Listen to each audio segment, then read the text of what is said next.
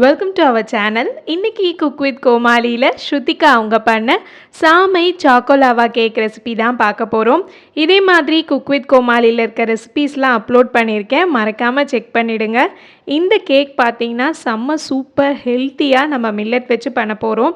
And இது மேலே வச்சுருந்த அந்த டெக்கரேஷன் தான் ரொம்ப ஹைலைட்டாக இருந்துச்சு. இதை வந்து சுகர் ஸ்பன் சொல்லுவாங்க, இது பண்ணியிருந்தாங்க. இது கூடவே வந்து நடுவில் டல்சே தி லெச்சே அப்படின்னு சொல்லுவாங்க, அதை ஆட் பண்ணிவிட்டு அண்ட் சாக்லேட் கனாஜி ஆட் பண்ணி கேக் பேக் பண்ணியிருந்தாங்க. ஸோ இந்த சூப்பரான டெசர்ட் எப்படி பண்ணுறதுன்னு பார்த்துடலாமா? ஃபஸ்ட்டு நம்ம அந்த டல்சே தி லெச்சே பண்ணுறதுக்கு 2 டேபிள் ஸ்பூன் அளவுக்கு சர்க்கரையை பேனில் சேர்த்துட்டு இந்த மாதிரி நல்லா கேரமலைஸ் பண்ணிக்கலாம். டல்சே தி லெச்சேனா ஒன்றுமே இல்லை, கேரமலைஸ்டு மில்க்கு தான். இது கூட 1 டேபிள் ஸ்பூன் அளவுக்கு பட்டர் சேர்த்துருக்கேன். அடுத்து 3 டேபிள் ஸ்பூன் அளவுக்கு பால் சேர்த்துக்கலாம். பால் சேர்த்தவுடனே இந்த மாதிரி நல்ல பபிள்ஸ் மாதிரி வரும். நீங்கள் நல்லா கண்டினியூவஸாக மிக்ஸ் பண்ணுங்கள். அண்ட் இந்த ரெசிபி செய்யும்போது கண்டிப்பாக லோ ஃப்ளேம் வச்சுக்கோங்க. இப்போது இதில் 1 டேபிள் ஸ்பூன் அளவுக்கு கண்டென்ஸ்டு மில்க் சேர்த்துக்கலாம். இப்போ எல்லாத்தையும் நல்லா மிக்ஸ் பண்ணி விட்டுட்டிங்கன்னா நம்மளோட சூப்பர் திக்கான டல்சே தி லெச்சே ரெடி ஆகிடும். அண்ட் ஸ்ருதிகா பார்த்திங்கன்னா இதில் தைமோட ஃப்ளேவரை இன்ஃப்யூஸ் பண்ணுறதுக்காக கொஞ்சமாக ஃப்ரெஷ் தைம் சேர்த்துருப்பாங்க, அதனால நானும் கொஞ்சமாக சேர்த்துக்கிட்டேன். இப்போ இது லைட்டாக ஆறின உடனே இந்த மாதிரி ஒரு மோல்டில் போட்டுட்டு ஒரு 10 மினிட்ஸ் விட்டிங்கனாலே சூப்பராக செட் ஆகிடும். அடுத்து நாம் சாக்லேட் கனாச் பண்ணிடலாம். நான் ஒரு பேனில் கொஞ்சமாக தண்ணி ஊற்றி லைட்டாக பாயில் பண்ணியிருக்கேன். இது மேலே ஒரு மிக்சிங் பவுல் வச்சுட்டு அது கூட கொஞ்சமாக சாக்லேட்ஸ் கிரேட் பண்ணி ஆட் பண்ணியிருக்கேன். கூடவே 1 table spoon butter and 3 table spoon அளவுக்கு பால் சேர்த்துட்டு இந்த மாதிரி நல்லா மெல்ட் பண்ணிக்கோங்க. நார்மலாக நம்ம டபுள் பாயிலிங் மெத்தட் தான். இந்த மாதிரி மெல்ட் பண்ணி எடுத்த சாக்லேட்டை கொஞ்ச நேரம் ஃப்ரிட்ஜில் வச்சிங்கன்னா சூப்பராக செட் ஆகிடும். அடுத்து நான் சாமை எடுத்திருக்கேன். நான் ஆல்ரெடி நல்லா கழுவிட்டு இதை காய வச்சு எடுத்துட்டேன். இந்த மாதிரி நல்லா சூப்பராக காஞ்சிருக்கணும், அப்போ தான் நம்மளால் இதை அரைச்சி மாவு பண்ண முடியும். ஆல்ரெடி நம்ம சேனலில் மில்லட் வச்சு எப்படி மாவு பண்ணுறது அப்படின்ற ரெசிபி போட்டுட்டேன். ஒருவேளை நீங்கள் அந்த வீடியோவை பார்க்கல அப்படின்னா நான் கீழே டிஸ்கிரிப்ஷனில் லிங்க் கொடுக்குறேன், செக் பண்ணிக்கோங்க. இப்போ இந்த சாமை எல்லாத்தையும் இந்த மாதிரி நல்ல ஃபைன் பவுடராக அரைச்சி எடுத்துக்கோங்க. அடுத்து நம்ம கேக் பண்ணுறதுக்கு வெட் இன்க்ரீடியன்ட்ஸ் எல்லாம் ரெடி பண்ணிடலாம். ஒரு 1/4 கப் அளவுக்கு தயிரை ஒரு பவுலில் சேர்த்துக்கிறேன். இது கூடவே ஒரு 1/4 டேபிள் ஸ்பூன் அளவுக்கு பேக்கிங் சோடா எடுத்திருக்கேன், அதை சேர்த்துட்டு நல்லா மிக்ஸ் பண்ணிவிடுங்க. இதை அப்படியே ஒரு 5 நிமிஷம் வச்சிடலாம். அடுத்து ஒரு பெரிய மிக்சிங் பவுலில் ஒரு 1/4 கப் அளவுக்கு மட்டும் சுகர் சேர்த்துக்கிறேன். ஏன்னா இந்த கேக் பேக் பண்ணும்போது நம்ம உள்ளே அந்த டல்சே தி லெச்சே அது கூட சாக்லேட் கனாஷ்லாம் வைப்போம். ஸோ ரொம்ப சுகர் ஆகி திகட்டிடும். அதனால 1/4 கப் மட்டும் சர்க்கரை, கூடவே 1/4 கப் அளவுக்கு சன்ஃப்ளவர் ரிஃபைண்ட் ஆயில் சேர்த்துட்டு இந்த மாதிரி ஒரு 5 நிமிஷம் நல்லா பீட் பண்ணிக்கோங்க. அடுத்து இதில் நம்ம தயிர் ரெடி பண்ணி வச்சுருந்தோம்ல சோடாவோடு சேர்த்து அதை ஆட் பண்ணிடலாம். அவ்வளோதான், நல்லா மிக்ஸ் பண்ணி விட்டுட்டிங்கன்னா உங்களுடைய வெட் இன்க்ரீடியன்ட்ஸ் எல்லாம் சூப்பராக ரெடி ஆகிடுச்சு. இப்போ நம்ம ட்ரை இன்க்ரீடியன்ட்ஸ் சேர்த்துடலாம். இந்த மாதிரி ஒரு சல்லடையை மேலே வச்சுட்டேன். இதில் நம்ம பண்ணி வச்சுருக்க அந்த சாமை மாவுலேருந்து ஒரு 1/2 கப், கூடவே ஒரு 1/4 கப் அளவுக்கு மைதா சேர்த்துக்கிறேன். அப்போ தான் உங்கள் கேக் வந்து நல்லா சாஃப்டாக கிடைக்கும்.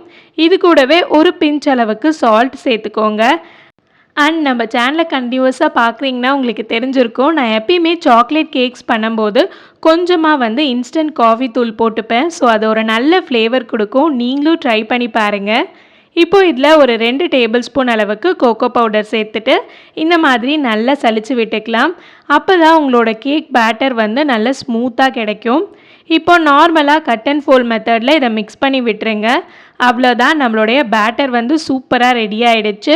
இந்தளவுக்கு கொஞ்சம் கெட்டியாக தான் இருக்கணும். ஒருவேளை உங்கள் மாவு வந்து ரொம்ப கெட்டியாக இருக்குன்னு ஃபீல் பண்ணிங்கன்னா கொஞ்சமாக பால் சேர்த்து மிக்ஸ் பண்ணிக்கோங்க. கடைசியாக இதில் தைம் சேர்த்துக்கிறேன். இந்த ஃப்ரெஷ் தைம் வந்து ரொம்ப ஹெவி ஃப்ளேவராக இருக்கும். ஸோ நிறைய சேர்த்துக்காதீங்க, இந்த மாதிரி கொஞ்சமாக சேர்த்துட்டு மிக்ஸ் பண்ணி விட்டுருங்க. அடுத்து நம்ம பேக் பண்ணுறதுக்காக இந்த மாதிரி ஒரு ரவுண்ட் மோல்டு எடுத்திருக்கேன். இதில் கொஞ்சமாக மைதா மாவை சேர்த்துட்டு நல்லா எல்லா சைடுமே டஸ்ட் பண்ணி எடுத்துக்கோங்க. அண்ட் நம்ம ஃப்ரிட்ஜில் வச்சுருந்த அந்த சாக்லேட்டுமே சூப்பராக திக்காக ரெடி ஆகிடுச்சு.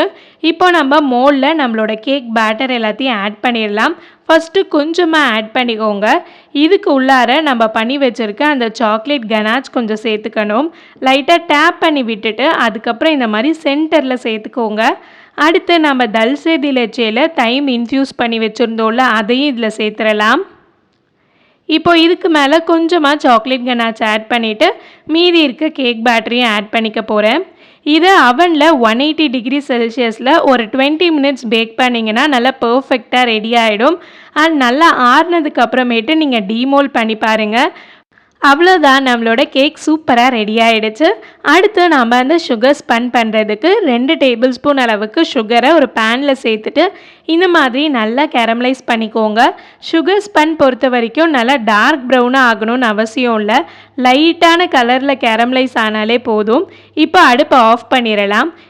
இப்போது கிச்சன் மேடையில் இந்த மாதிரி ஒரு பெரிய பவுல் வச்சுருக்கேன். நம்ம பண்ணி வச்சுருந்த அந்த கேரமலைஸ்டு சுகரில் 2 ஃபோர்க்கை வந்து டிப் பண்ணி எடுத்துகிட்டு இந்த மாதிரி ஃபாஸ்ட்டாக மூவ் பண்ணிங்கன்னா உங்களோட சுகர் ஸ்பன் சூப்பராக ரெடி ஆகிடும்.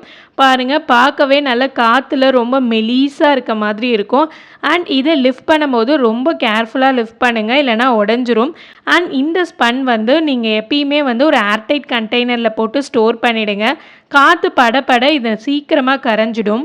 இதை வந்து நீங்கள் இந்த கேக்கோடு சர்வ் பண்ணலாம். அப்படி இல்லைனா இந்த கேரமல் புட்டிங்லாம் பண்ணுறீங்கள அதோடு சர்வ் பண்ணிங்கன்னா பார்க்க செம்ம அழகாக இருக்கும். அவ்வளோதான், நம்மளோட சூப்பரான சாமை சாக்கோலாவா கேக் ரெடி ஆகிடுச்சு. செம்ம டேஸ்ட்டாக இருந்துச்சு. கண்டிப்பாக இந்த ரெசிபியை நீங்கள் வீட்டில் ட்ரை பண்ணி பாருங்கள். உங்கள் வீட்டில் இருக்கவங்களுக்கு ஒரு ஹெல்த்தியான கேக் செஞ்சு கொடுத்த மாதிரி இருக்கும். அடுத்து ஒரு சூப்பரான வீடியோவில் உங்களை நான் மீட் பண்ணுறேன். அது வரைக்கும் பாய் பாய்.